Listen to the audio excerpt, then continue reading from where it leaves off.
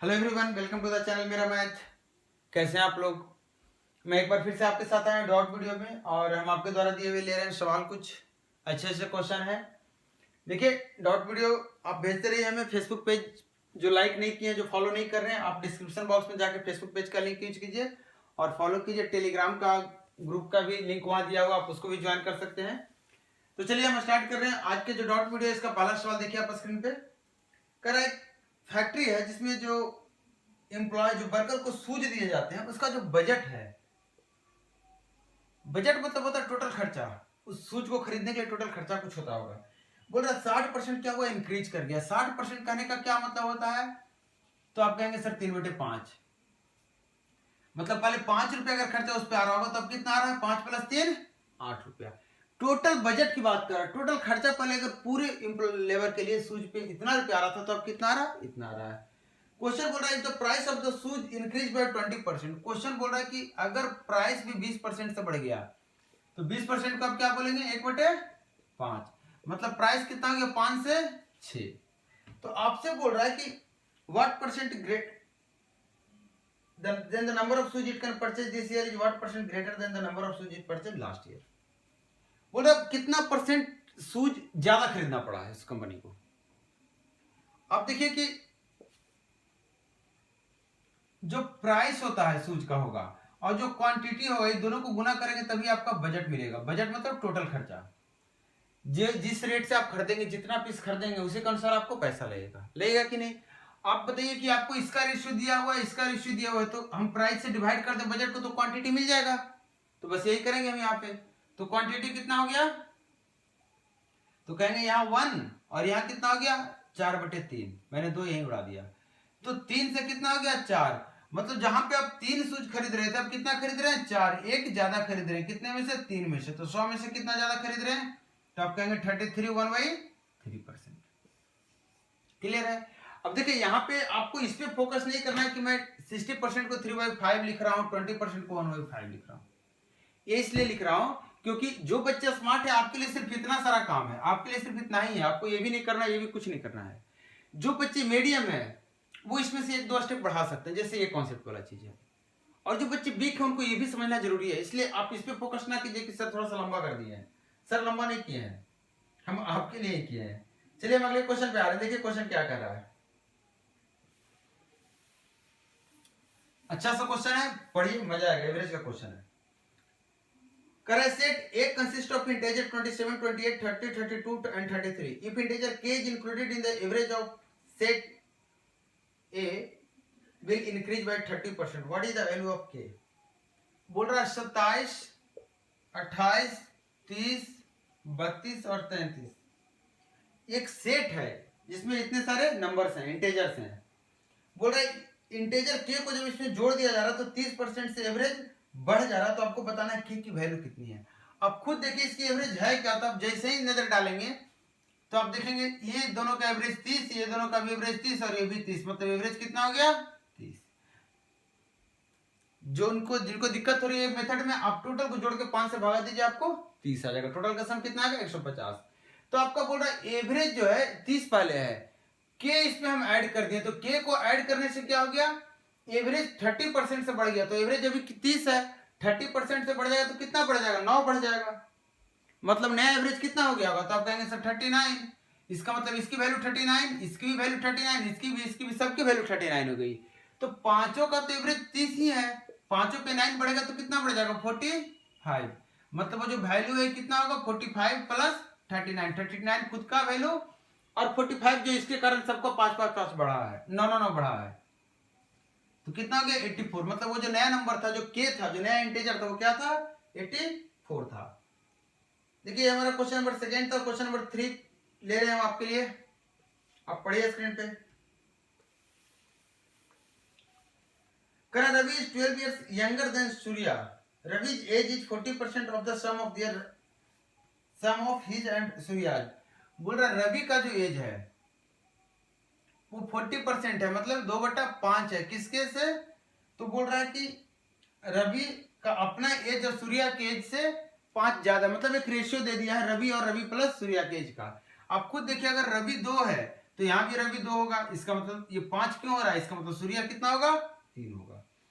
बोल रहा है कि रवि का जो है, Ravi is 12 years younger than Surya, Ravi 12 साल छोटा है सूर्य से।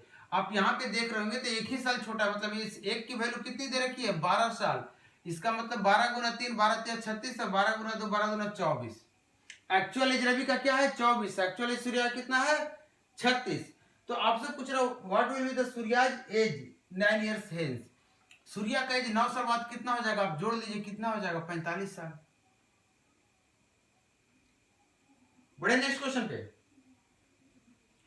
देखिए, ये जो क्वेश्चन नंबर जो 4 है, आप इसको एक बार पढ़ लीजिए, और जब तक आप पढ़ रहे हैं मैं बता दे रहा हूं इसका कंप्लीट एक्सप्लेनेशन 3-4 मेथड से इस क्वेश्चन को बताया गया है डॉट वीडियो 070 में।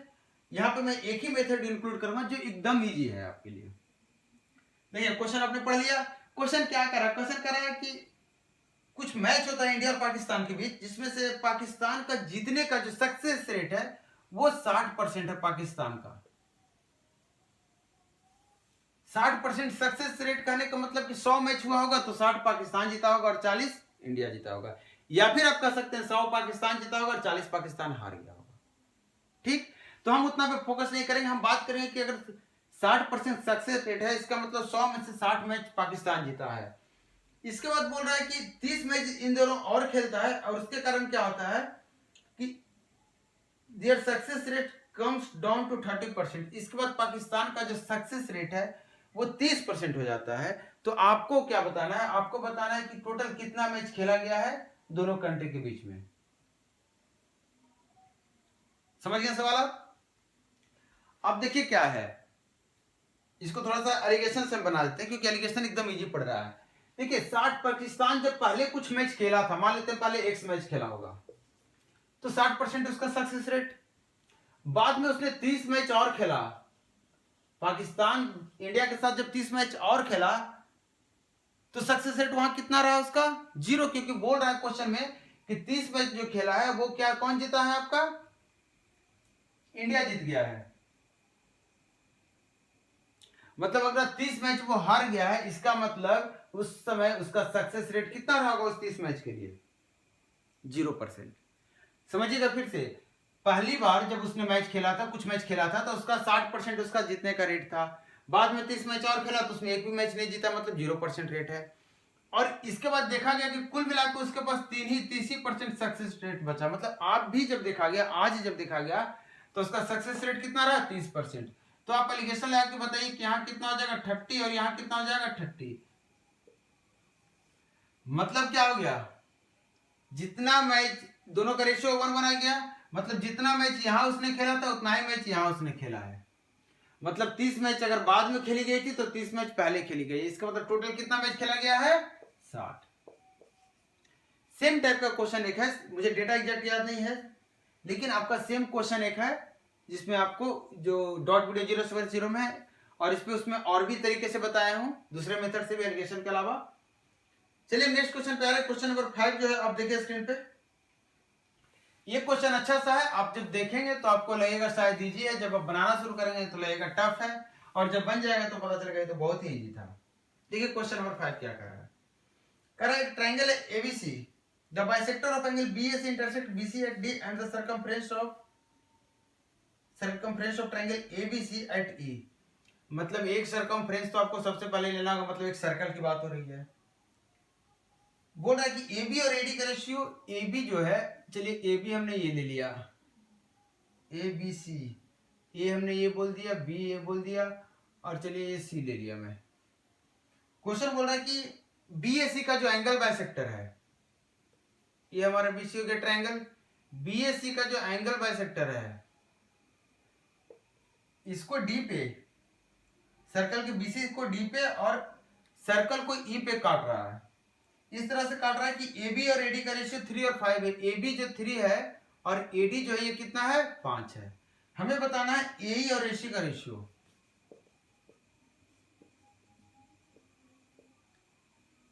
देखिएगा सवाल,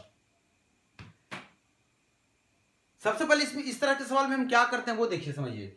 हमें ए बी और एडी दिया हुआ है और हमें निकालना ए। आप ए को नोटिस करेंगे तो देखिए ए क्या है हमारा, ये है ए, और एसी क्या है हमारा, ये है। मतलब आपको एक ऐसा ट्रायंगल ढूंढना होगा जिसमें ये दोनों साइड हो। ये ट्रायंगल क्या हो सकता है, ये ट्रायंगल हो सकता है ए ई सी।